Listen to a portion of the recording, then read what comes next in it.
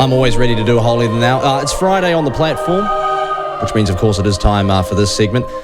Since we didn't get into a couple of things last week because I didn't have time, I wanted to start off with the Broadcasting Standards Authority, and this is important in the context of what they've been up to lately. They've been riding around on the highest horse in lanyard land for the past 2 weeks, and I think the issue I want to start off with is the Broadcasting Standards Authority's research into the harms that freedom of speech has on diverse communities. I didn't get to get into this last week, but it was a big issue.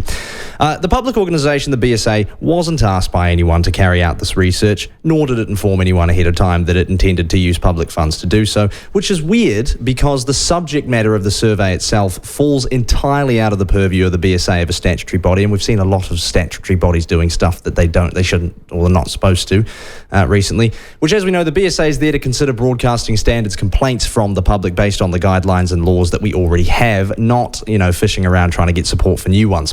But I went away and I read the findings that the BSA made from the survey no one asked for about the issue it's not their job to research, and I found it interesting. Because first they defined diverse communities as Asian, Muslim, Māori and Pacifica people, so I suppose those are the BSA confirmed diverse communities, if everyone could make a note of that. They don't define what harm is, though, which is what the entire research piece is suggesting that free speech causes. Is it serious life-threatening harm, physical injury, damage to property, reputational or professional, or is it being upset by something that you've seen on your phone? They do claim that 75% of those surveyed think that offensive, discriminatory or controversial views are a problem in New Zealand. Throughout the piece they refer to, these offensive content, discriminatory views and harmful content, but they never go so far in this research as to define these descriptions in any way or provide any examples. The one time that they do delve deeper into explaining what they were talking about falls under the heading regulatory implications, of which I imagine there will be none, considering the government didn't ask for this research, nor did they seem particularly interested in it. But it falls under regulatory implications, and it says personal impacts, including threats of potential violence or harm to families, which amazingly we already have regulations against. Any threats of violence, death or harms to one's family against any individual online falls under the Digital Harmful Communications Act and is in fact presently illegal in this country. Nevertheless, they remained adamant that their findings, quote, raise serious broader issues to be tackled and much needed reform of content regulation, including the need for a regime, brilliant, to effectively address social media. Astonishingly, they concluded this research by suggesting that a key factor in the plummeting trust in news in this country is that the media aren't being woke enough, and that there's still a way to go for stuff and their counterparts to go in adequately representing and weeding out offensive views.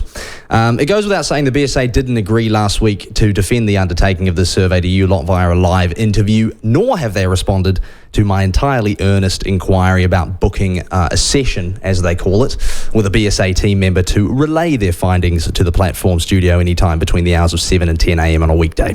Once again, though, it's another example there of a statutory body in this country stepping outside its purview to present findings that no one asked for with information that helps nobody using funds that belongs to you.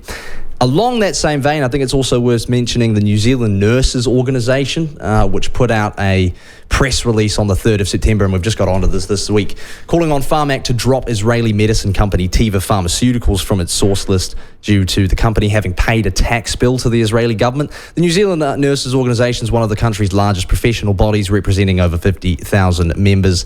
Its funding coming largely through membership fees from those members. They have not responded to our request for comment or to the question we put to them: does this press release represent the views of the wider organisation? And are they confident that it falls within their purview to be pressuring a government health funding agency to make decisions about which medicine it imports based on the political views of a few of its members, board members? Pharmac, though, did respond to me when I alerted them to these calls, saying they are, quote, focused on securing adequate supply of the medicines that New Zealanders need in order to stay healthy and well. So clearly not taking these strange protest demands from the NZNO too serious.